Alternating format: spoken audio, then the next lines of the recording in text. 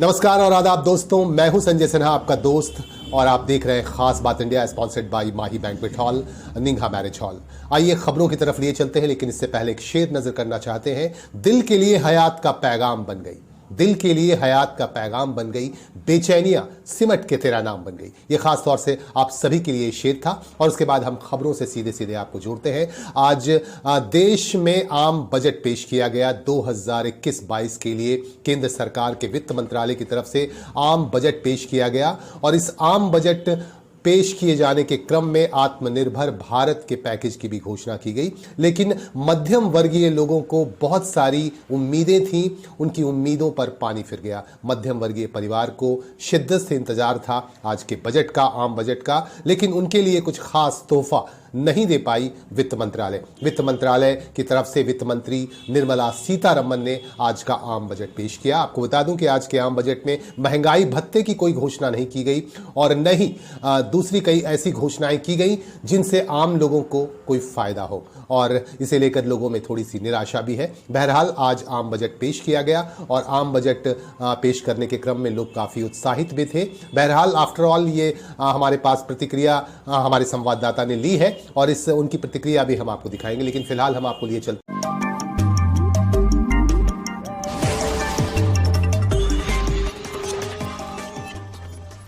हैं। Raniganj chamber of commerce की तरफ से, आसनसोल म्युनिसिपल कॉर्पोरेशन की तरफ से जो एक घोषणा की गई थी कि हर व्यवसायियों का ट्रेड लाइसेंस बनाया जाएगा बिल्कुल सरल विधि से, उसे लेकर आज से कैंप की शुरुआत की गई। आज से शिविर लगाया गया है विभिन्न चेंबर ऑफ कॉमर्स की तरफ से। आज रानीगंज चेंबर ऑफ कॉमर्स की तरफ से भी एक शिविर लगाया गया और शिविर के माध्यम से सभी व्यवसायियों के ट्रेड लाइसेंस बनाए गए और जिनके ट्रेड लाइसेंस रिन्यूअल करने थे उनके ट्रेड लाइसेंस का नवीनीकरण भी किया गया। রানিগঞ্জ চেম্বার অফ কমার্স থেকে আসানসোল চেম্বার যে আমরা আজকে আপনাদের এই যে বিভাগের আমরা আজকে শুরু সেটা যেন আপনাদের ভালোভাবে আমরা করে দিতে পারি, যাতে বিজনেসম্যানদের এবং যারা বেনিফিশিয়ারি রয়েছেন পাবলিক ক্যান্ডিডেট তাদের আমরা এইটুকুই আমি আসানসোল আদেশ করব। কারণ আপনারা আপনাদের যে কাজ আছে করার আমরা সম্পূর্ণরূপে জানিয়ে চেম্বার অফ কমার্সকে দায়িত্ব দিয়েছি। সাথে আমাদের জানিয়ে প্রফেসররা আছেন, স্টাফরা আছেন, এবং এটুকুই বলতে চাই যে অধৈর্য হবেন না। যদি 50টা টোকেন দেওয়া হবে, আমরা যত তাড়াতাড়ি পারি আমাদের যে ক্যাম্পের ডেট আছে তার আগেই আমরা শেষ করব। যেটা আমরা ক্রাইটেরিয়া করেছি আমাদের বলে দিয়েছি সেই হিসাবেই আপনারা সজা প্রসেসে করে দেওয়া হবে। কোনো রকম কোনো এডুকেশনের মধ্যে আমরাও নেই আপনারাও নেই। আমি ধন্যবাদ জানাই রানীগঞ্জ যারা তাদেরকে আমাদের সহযোগিতা করার এবং ব্যবস্থা করবেন। आसनसोल म्युनिसिपल कॉरपोरेशन ने हमारे व्यापारियों के अनुरोध पर 10 दिन का यह कैंप लगाया है, जिसमें आज यानी कि 1 फरवरी से लेकर 5 फरवरी तक और 8 फरवरी से लेकर 12 फरवरी तक दिन के 11 बजे से लेकर 3 बजे तक एएमसी के officials Raniganj chamber of commerce के प्रांगण में मौजूद रहेंगे और हमारे व्यापारियों के ट्रेड लाइसेंस और होल्डिंग टैक्स की सारी समस्याओं का समाधान करेंगे, जिसमें ट्रेड लाइसेंस का नवीनीकरण, जिसमें सिर्फ पुराना ट्रेड लाइसेंस लेकर आना है और अपना आइडेंटिटी प्रूफ यानी कि आधार कार्ड लेकर आना है। नए ट्रेड लाइसेंस के लिए प्रॉपर्टी का पेपर यानी कि डीड या फिर अन्य पेपर और नो ऑब्जेक्शन सर्टिफिकेट, अगर वो भाड़े में है तो वो रेंट रिसिप्ट लेकर आना है। अगर कोई कॉम्प्लेक्सिटी होगी तो हम लोगों ने ये कहा कि आप लोग रानीगंज चैम्बर ऑफ कॉमर्स के ऑफिसर से मिलिए, आपकी कॉम्प्लेक्सिटीज़ को दूर किया जाएगा। कितने लोगों को टोकन दिया जा रहा है? अभी रोज़मर्रा में अभी हम लोगों ने फर्स्ट अभी स्टार्ट किया है 50 लोगों से, और जैसे जैसी ज़रूरतें बढ़ती जाएंगी उस तरीके से हम लोग उसे बढ़ाते जाएंगे। रानीगंज चैम्बर ऑफ कॉमर्स की तरफ से आगामी कल से वेट एंड मेजरमेंट कैंप का आयोजन किया गया है, जिसमें हमारे अंचल के जितने भी दुकानदार हैं जिनको वेट्स एंड मेजरमेंट का कैलिब्रेशन कराना पड़ता है, वो कल से नंदलाल जान स्कूल के प्रांगण में आएंगे। और वो कितना दिन का है तो वो 7 दिन का, तो उसमें वो लोग अपने रिन्यूअल कराएंगे। और इसके साथ ही बीएलआरओ की तरफ से निर्देश आया है कि 11 तारीख को और एक सप्ताह बाद किसी और दिन हम लोग खजाना कैंप का आयोजन कर सकते हैं, जो हम लोग हर साल 2 या 3 बार करते हैं। तो अगर ये फाइनल हो जाता है बीएलआरओ के साथ, तो 11 तारीख को हम लोग खजाना कैंप का भी करेंगे। यानी कि ये 3 कैंप हम लोग का अगले 10 दिनों में होने का जा रहा है। तो जैसा आज का अनाउंसमेंट हुआ है, इसमें एक फॉर्म भरा जाएगा, एक कूपन दिया गया है, कूपन से फॉर्म मिल रहा है उनको। फॉर्म भरने के बाद उनके पास एक SMS जाएगा और उसके बाद उनकी जो पेपर वगैरह की वो लोग वेरिफिकेशन करके उनका रिन्यूअल कर देंगे। चूँकि प्रोसेस बहुत आसान हो गया है और कोई भी पेपर की बाध्यता अब नहीं है रिन्यूअल के लिए, तो मैं समझता हूँ इसे 1-2 दिन में ही इनको मिल जाएगा। हो सकता है सेम डे भी मिल जाए, चूँकि आज स्टार्ट हुआ है। हमारे पास अभी और कोई अभी तक ऐसा एग्जाम्पल नहीं आया है, तो हम लोग आशा करते हैं कि इसमें बहुत इजीली हो जाएगा। अगर कोई कॉम्प्लेक्सिटी है तो इसे हम लोग मिलकर दूर कर लेंगे। और चूँकि AMC का बहुत ही अच्छा सकारात्मक रुख है, मैं हमारे चैम्बर के मेंबर्स और हमारे रानीगंज के व्यापारियों की तरफ से AMC के चेयरमैन श्री अमरनाथ चटर्जी जी और उनके कमिश्नर श्री नितिन सिंघानिया जी को धन्यवाद देना चाहूँगा, जिन्होंने इस ऐतिहासिक निर्णय को लेते हुए हमारे व्यापारियों को राहत प्रदान की।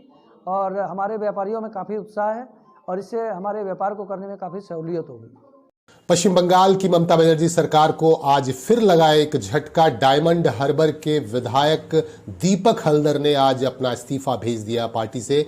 दीपक हल्दर यहां काफी सालों से विधायक थे और आज उन्होंने पार्टी के सुप्रीमो को अपना इस्तीफा भेज दिया। स्पीड पोस्ट के जरिए उन्होंने अपना इस्तीफा भेजा और अभी तक किस पार्टी में जाएंगे इसका ऐलान उन्होंने नहीं किया है, लेकिन इशारा यही बता रहा है कि हो सकता है वो भगवा झंडा पकड़ ले, भाजपा का दामन पकड़ ले। दीपक हल्दर ने आज अपना इस्तीफा भेज दिया है पार्टी के सुप्रीमो को और इसे लेकर यह कयास लगाए जा रहे हैं कि बहुत जल्दी हो सकता है दीपक हल्दर भाजपा का दामन पकड़ ले। आइए हम आपको लिए चलते हैं एक बार।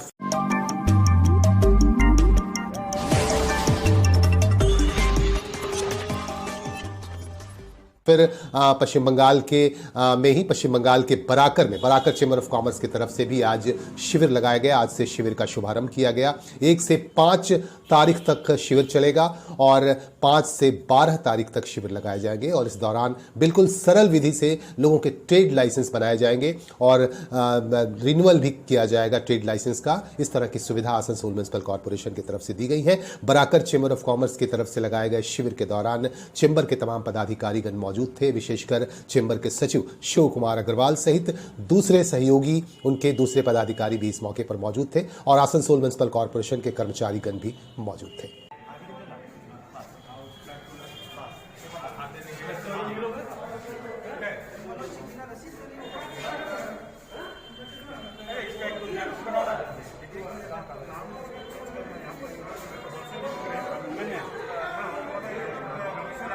जय श्री राम और तोलाबाज भाईपों के नारे से चीढ़ने वाली पश्चिम बंगाल की मुख्यमंत्री ममता बनर्जी पर तंज कसते हुए आज शुभेंदु अधिकारी ने कहा कि ममता बनर्जी की सरकार को उखाड़ फेंकने की जरूरत है। उन्होंने एक जनसभा को संबोधित करते हुए कहा कि ममता बनर्जी की सरकार को उखाड़ फेंकना बेहद जरूरी है और बदलाव बेहद जरूरी है। बदलाव के बाद ही बंगाल का विकास हो पाएगा। इस तरह की बातें शुभेंदु अधिकारी ने कही। आपको बता दूं कि शुभेंदु अधिकारी पहले पश्चिम बंगाल सरकार में, तृणमूल सरकार में मंत्री थे, परिवहन मंत्री थे। उन्होंने इस्तीफा दिया। इस्तीफा देने के बाद भारतीय जनता पार्टी ज्वाइन किया और इन दिनों तृणमूल कांग्रेस के खिलाफ लगातार जनसभाएं कर रहे हैं।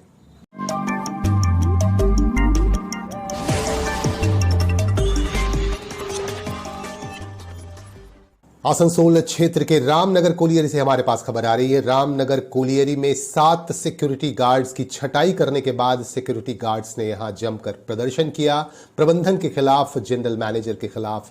और इनका कहना है कि 7 जवानों की छटनी कर दी गई है और इनकी मांग है कि उन 7 जवानों को फिर से ले लिया जाए। अगर नहीं लिया जाएगा तो इनका आंदोलन जारी रहेगा। इस संदर्भ में GM को एक ज्ञापन भी सौंपा गया और प्रबंधन से इस बाबत बात की गई और कॉन्ट्रैक्टर से भी इस बाबत बात की गई। आइए देखते हैं।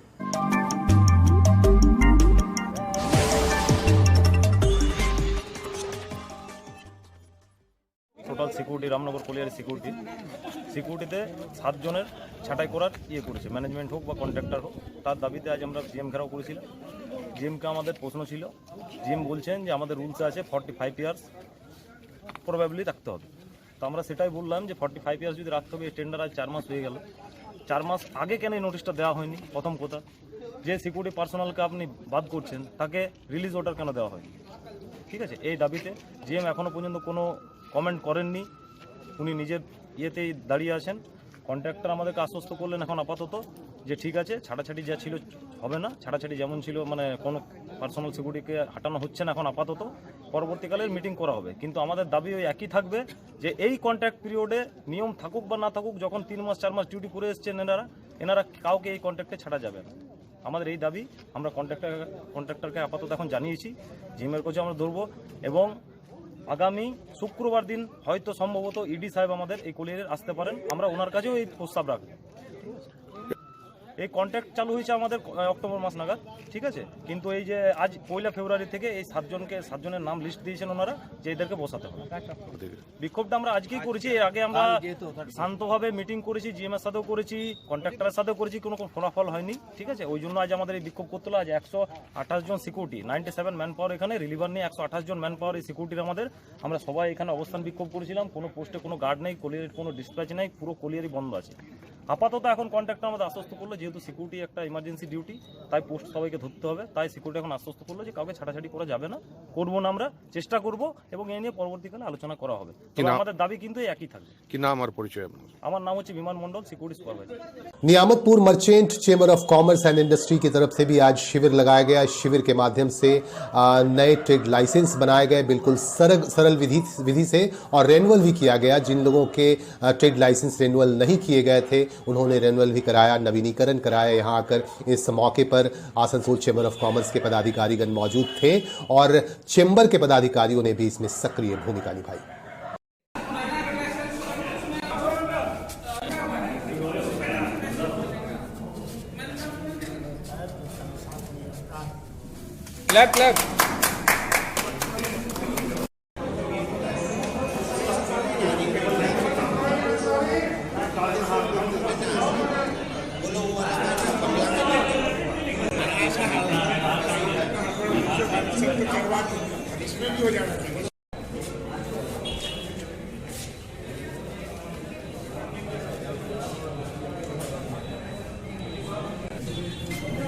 संजय शर्मा,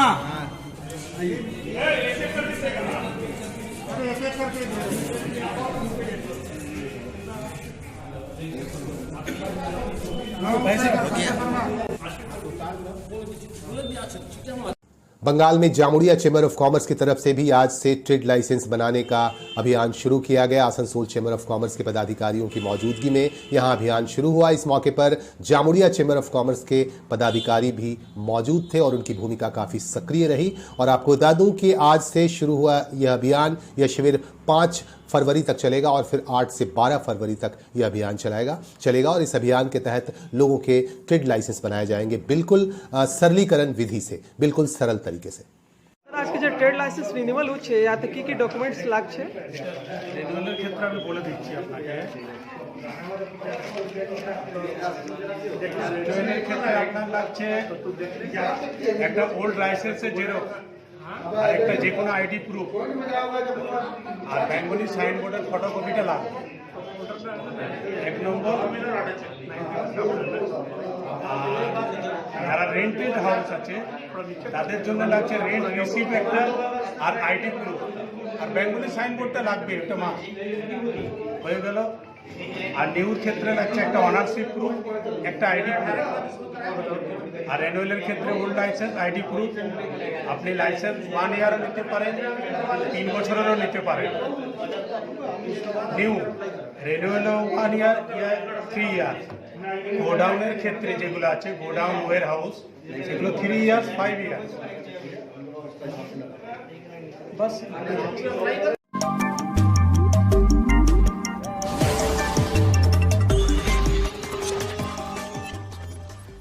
आज भारत सरकार की तरफ से आम बजट पेश किया गया। इस आम बजट को लेकर व्यवसायियों में किस तरह की प्रतिक्रिया है, व्यवसायी क्या सोच रहे हैं, उनसे हमारे प्रतिनिधि ने बातचीत की। हम बहुत खुश हैं। ये जो स्पेशली जो गोल्ड में गवर्नमेंट एक्साइज ड्यूटी में कुछ % का कमी किया है, आशा करते हैं कि इससे हम लोग का बिजनेस और बूम करेगा, मार्केट अच्छा रहेगा। जब रेट कुछ नीचे जाएगा तो कस्टमर का परचेजिंग पावर भी बढ़ेगा। इससे हम आशा करते हैं कि हम लोग का बिजनेस आगामी दिन में चल के बहुत अच्छा रहेगा। धन्यवाद। आपका परिचय? मेरा नाम रमेश सराफ। কি প্রত্যাশা রয়েছে? বাজেটে আমাদের প্রত্যাশা এটাই আছে, ছোট ছোট ইন্ডাস্ট্রিজ, যেটা টিনি স্কেল ধরলেন, স্মল স্কেল ধরলেন, মিডিয়াম স্কেল ধরলেন, ছোট ছোট ইন্ডাস্ট্রি যেটা আছে, এটাই কিন্তু আমাদের সম্পদ, এটাই আমাদের প্রাণ। এই ইন্ডাস্ট্রিগুলোকে কিভাবে এগিয়ে নিয়ে যেতে পারা যায়। আজকে দেখুন, চাকরি পাওয়া অত সহজ নেই, তা আমরা চাইছি এমপ্লয়ারকে জেনারেট করতে। আমি বিশ্বাস করি এমপ্লয়ারকে জেনারেট করতে। এমপ্লয়ার জেনারেট করতে গেলে ছোট ছোট ইন্ডাস্ট্রি যেমন আছে, গ্রিল কারখানা আছে কিংবা আরও ছোট ছোট কারখানা আছে, সেই কারখানাগুলো কিভাবে আমরা এগোতে পারি সেটা আমরা বাজেটে কিন্তু আশা রাখবো, যে বাজেটে আমাদের এই সবের উপরে ধ্যান দেওয়া হোক, আর এটাকে নিয়ে আমরা কত দূর এগিয়ে যেতে পারি, তাহলেই কিন্তু দেশ উন্নত হতে পারে। संतोष जी, आज जो आम बजट पेश किया गया है, इस पर आप क्या प्रतिक्रिया देना चाहेंगे? ये बजट हमारे देश का जो विगत कोविड से गुजरते हुए अस्थिर बाजार को बनाए रखने के लिए, अस्थिर बाजार की जो रेटिंग परिस्थिति है, उस परिस्थिति के अनुसार बजट हमारे देश के आम जनता, साधारण जनता, गरीब जनता के लिए लुभावने और उनके अनुसरण करते हुए आज हमारे देश की जो परिस्थितियों के अनुसार हमारा ये बजट है। संतोष जी, मध्यम वर्ग परिवार के लिए बजट कहाँ तक सफल है? मध्यम वर्ग जो कमाने और खाने वाले हैं, जो किसान मजदूर हैं या किसानी लोग हैं, आज हमारी जो दिनचर्या के इस्तेमाल में जो काम आते हैं, जो उन पर कोई बढ़ोतरी नहीं हो रही है। आज जो तेल के दाम स्थिर रखते हुए जिस तरह के यहाँ के लोगों दिन में जो हम लोगों का चावल दाल की जो आवश्यकता होती है, उसके अनुसार उनको स्थिर रखने के लिए जो बजट होना चाहिए वो सही है। अच्छा संतोष जी, एक तरफ जहां देश के माननीय प्रधानमंत्री सोलर एनर्जी पर्यावरण को महत्व देने के लिए सोलर एनर्जी को बढ़ावा दे रहे हैं, वहीं सोलर इन्वर्टर पर 20% का अतिरिक्त बोझ भी डाला गया है। इन्वर्टर पर है, सोलर इन्वर्टर पर नहीं। आप गलत इसमें मत जाएं। इन्वर्टर जो है आम इलेक्ट्रिक, जिनके पास इलेक्ट्रिक की सुविधा है, उन लोगों के पास की इन्वर्टर लगाया जाता है। ज़्यादातर गरीब तबके के लोगों का पास इन्वर्टर की ज़रूरत नहीं पड़ती है। उनके 1 यूनिट या 10 यूनिट या 50 यूनिट की जिनकी खपत होती है, जिनके घरों में 24 घंटे लाइट की व्यवस्था करने की कोशिश की जा रही है, वहाँ पर ये इन्वर्टर की दाम कोई मायने नहीं रखता। आपका परिचय? संतोष सिंह, माननीय सांसद प्रतिनिधि एवं जिला के आसनसोल भाजपा जिला के स्पेशल इन्वाइटेड। प्रदीप जी, आज जो आम बजट पेश किया गया है, इससे आपकी क्या प्रतिक्रिया है? बजट मोटा मोटी बजट में से है, मध्यम वर्गीय लोग को इसमें कुछ नहीं मिला है, छोटे व्यवसायियों को कोई फायदा नहीं है। ये पेट्रोल डीजल के ऊपर सेस भी लगाया गया है, 2.5 रुपया पेट्रोल पर, 4 रुपया डीजल पर। बाद में फिर इसको रिवाइज किया गया कि भाई ये कंपनी के ऊपर पड़ेगा, कंज्यूमर पर नहीं पड़ेगा। लेकिन अल्टीमेट ये आज तो कंपनी कंज्यूमर से ही कर रही है, तो पड़ेगा मध्यम वर्गीय के ऊपर ही, या फिर छोटे व्यवसायियों के ऊपर, ट्रक मालिक के ऊपर। बजट में मध्यम वर्गीय को बहुत आशा थी कि टैक्स में इस बार 2.5 लाख रुपया की जगह 3 लाख 4 लाख रुपया छूट मिलेगा, जो नहीं मिला। एक इसमें अच्छी चीज़ की घोषणा की गई है कि गोल्ड ट्रेड होगा, तो गोल्ड ट्रेड में भी मध्यम वर्गीय को कोई खास फायदा नहीं होगा, क्योंकि ये शेयर मार्केट से रिलेटेड है। और शेयर मार्केट जैसे कि आप लोग सभी जानते हैं, आजकल बड़े बड़े इंडस्ट्रियलिस्ट लोगों के हाथ में ही है। बंगाल को 25,000 करोड़ रुपया दिया गया है रोड के लिए, ये एक अच्छी बात है, लेकिन बंगाल को और कुछ मिलना चाहिए था। बंगाल की जनता को बहुत आशा थी केंद्र सरकार से। प्रदीप जी, चूंकि आप इन्वर्टर व्यवसाय भी है, और एक तरफ जहां सरकार बोल रही है कि सोलर एनर्जी को बढ़ावा दे रही है, और दूसरी तरफ 20% का टैक्स भी लगा रही है। ये तो देखिए, मोदी जी जब से आए हैं तब से इनका एक तो सपना था कि भाई रिसोर्स एनर्जी को बढ़ावा दिया जाए, जो कि हो भी रहा था। इसलिए इसमें टैक्स 20% जो लगाया गया है, इससे सपना मोदी जी का टूटेगा। व्यवसायियों को तो नुकसान है ही, लेकिन सरकार को भी इससे नुकसान होगा, क्योंकि ये सोलर एनर्जी का जो जिस रफ्तार से बढ़ रही थी वो कुछ रुक जाएगी। आपका परिचय? प्रदीप कुमार डोकानिया, मैं इन्वेटर माइक्रोटेक का डिस्ट्रीब्यूटर हूँ और जामुलिया चैम्बर ऑफ कॉमर्स का चीफ इलेक्शन कमिश्नर हूँ। कमल जी, आज जो आम बजट पेश हुआ है, इसमें मोबाइल की कस्टम ड्यूटी 2.5% तक बढ़ा दी गई है, इस पर आप क्या बोलना चाहेंगे? मोबाइल आज के दिन में ज़रूरत में के सामान में आने लग गई है। हर घर में सब बच्चे को पढ़ाई लिखाई से लेके सब कुछ में मोबाइल की ज़रूरत हो गई है, तो बढ़ने से आम आदमी को बहुत दिक्कत आएगी। ऐसे भी सब बच्चों को ऑनलाइन पढ़ाई चल रही है, सब गार्जियन को मोबाइल खरीद के देना पड़ रहा। अब उनके ऊपर और 2.5% का भार बढ़ जाएगा और हमारा भी मोबाइल में बिक्री में थोड़ी सी कमी आ जाएगी। एक तरफ जहाँ कोविड-19 के चलते सारी स्कूल कॉलेज सभी बंद है, स्कूल बच्चे भी सारे मतलब मोबाइल पर निर्भर है, ऑनलाइन क्लासेस पर निर्भर है, तो अगर इस पे अगर 2.5% कस्टम ड्यूटी लगती है तो इस पर क्या मतलब बोलना चाहेंगे आप? वही बहुत आम आदमी के लिए बहुत तकलीफ की बात है। 2.5% बढ़ जाना, ऐसे भी मोबाइल हर घर में हर बच्चे को मोबाइल देना पड़ रहा है, वैसे ही आम आदमी के ऊपर बहुत ज़्यादा भार है और 2.5% बढ़ने से और भार बढ़ जाएगा। आपका परिचय? कमल नाड, ऑनर ऑफ नाड कम्युनिकेशन। इन्हीं बातों के साथ हम लेंगे आपसे इजाजत। आप हमारे साथ बने रहें और अपनी सूचनाएं हम तक पहुंचाते रहें, ताकि आपकी सूचनाओं को हम जन जन तक पहुंचा सकें और हमें अपने सुझावों से नवाजते रहें, अपने सुझाव हम तक भेजते रहें। आज के लिए बस इतना ही। नमस्कार।